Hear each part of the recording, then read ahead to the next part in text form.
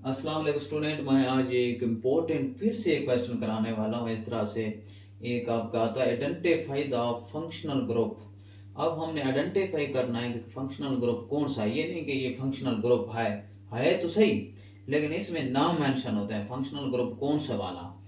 Ester, aldehyde, carboxylic group, ये हमारे पास alcohol वाला। अब इसमें से देखना है, चेक करना होता है। अब देखें स्टूडेंट, अब हमारे पास लास्ट में ये देखिए, जो लास्ट वाला ये चीज है COOH, ये किसके लिए यूज किया जाता है, ये लास्ट में किसके पैटर्न के लिए, वो हमने चेक करेंगे। ये हो हमारे पास जब COOH लास्ट में आ जाए तो वो होता है कार्बोक्सिलिक ग्रुप। ये हमने लिख देना है कि ये कार्बोक्सिलिक ग्रुप है। उसके बाद इसके लास्ट में देखो CHO।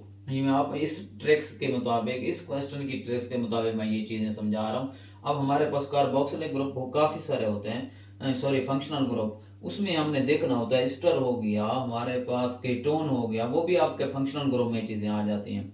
अब देखना कैसे होता है ये लास्ट वालों में से। अब देखो CHO, अब CHO कौन सा है, ये हमारे पास फंक्शनल ग्रुप कौन सा होता है, अल्डिहाइड्स। अब उसके साथ CH जब वो आ जाए तो किसी के साथ अब हमने क्या कह देना है कि ये कौन सा ग्रुप हो जाएगा, अल्डिहाइड। COOH आ गया तो हमारे पास कौन सा हो गया, कार्बोक्सिलिक ग्रुप। अब लास्ट में OH जब आ जाता है तो हम कहते हैं कि वो अल्कोहल ही होता है। तो अभी मैं इसका सोल्यूशन लिखता हूँ, CH3COOH। नेक्स्ट हमारे पास आता है CH3CHO। ये हमारे पास ए पार्ट, इसके बाद बी पार्ट आप लिखोगे, सी पार्ट लिखोगे CH3CH2O ऑफ H के साथ। इसका आंसर इक्वल लिखते हैं, इसका आंसर लिखते हैं, इसका आंसर है, इसके नाम लिखते हैं। ये अभी फिलहाल मैं इसके कार्बोक्सिलिक एसिड ग्रुप लिखता हूँ।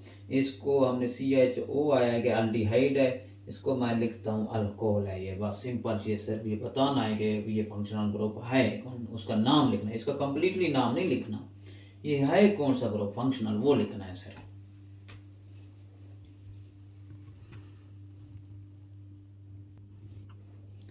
अच्छा स्टूडेंट, मैंने लिख दिया है ये फर्स्ट वाला CH3COOH कार्बोक्सिलिक एसिड ग्रुप इसको बोलते हैं। जब COOH आ जाए सिर्फ ये नाम लिखने होंगे।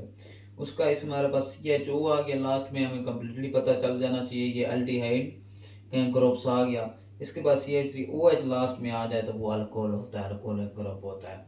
अब हमने इस क्वेश्चन को कंप्लीट कर लिया। अभी इसका नेक्स्ट क्वेश्चन भी इस तरह से सॉल्व वर्कआउट करते हैं, फिर आपको इसकी समझ आ गई। अभी हमें इसका एक प्रोटॉन न्यूट्रॉन इलेक्ट्रॉन वाला एक क्वेश्चन है, वो कर लेता हूँ इसके बाद।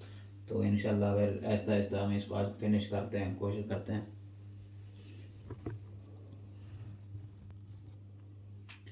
अच्छा स्टूडेंट, मैंने अभी नेक्स्ट क्वेश्चन किया है कि सॉल्व कर रहे हैं determine the neutron and proton. अब प्रोटॉन और न्यूट्रॉन नंबर हमने बताने हैं इस क्वेश्चन में। सबसे पहले ये स्टूडेंट, ये भी आपको आया होता है, ये क्वेश्चन देते हैं कि हमारे पास ताकि स्टूडेंट पास आउट हो जाएं, तो कुछ स्टूडेंट ऐसे भी होते हैं जिनको प्रोटॉन और न्यूट्रॉन का कंसेप्ट ही नहीं आता। अब देखें, इसका कंसेप्ट ले लेते हैं। और 6, 13 और 27 है, इसमें से जो प्रोटॉन होता है वो मैं आप क्लियर करता जाऊं। प्रोटॉन जो होता है हमारे पास इक्वल टू, ये एटॉमिक नंबर और प्रोटॉन सेम मैंने कहा था, ये 13 होते हैं।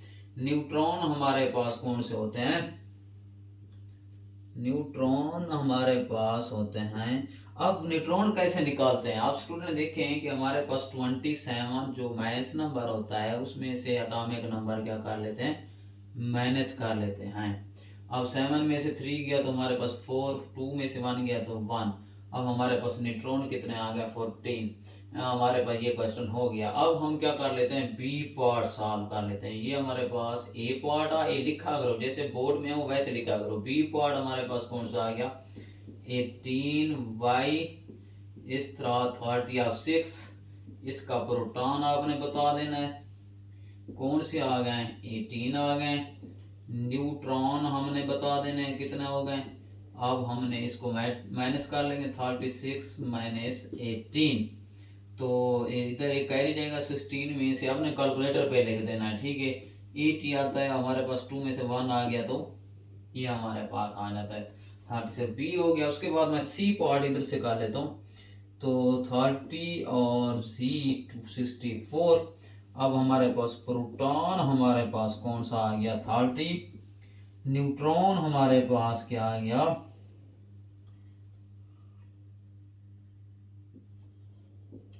न्यूट्रॉन हमारे पास 64 माइनस 30। अब क्या आ जाता है हमारे पास 4 और 34 आ जाएगा न्यूट्रॉन हमारे पास। ठीक है, अब हमारे पास ये पूरा कंप्लीटली हमने इस तरह से जब क्वेश्चन आए, बहुत सिंपल है स्टूडेंट, आपको सिर्फ समझाना है कि प्रोटॉन कौन सा होता है, न्यूट्रॉन किस तरह से निकाल सकते हैं इस तरह से। और आइडेंटिफाई द फंक्शनल ग्रुप का वो वाला क्वेश्चन, और इसका डिटरमाइन द न्यूट्रॉन प्रोटॉन वाला, और identify the group and period वाला जो मैंने कंसेप्ट दिए, बड़े कमाल कंसेप्ट हैं, इनको अच्छी तरह से समझें। और अगर मेरी वीडियो अच्छी लगे तो नेक्स्ट जो वीडियो आएंगी उसको आप कमेंट किया करेंगे, कौन सा मैंने कहा था टॉपिक समझाएं तो उस पर डिस्कस किया करें, उसमें कमेंट में बता दिया करें। इसको ओवरऑल आपने इसको क्लियर करना है, उसके बाद इंशाल्लाह आगे भी हम वीडियो डालते रहेंगे। अल्लाह हाफिज़।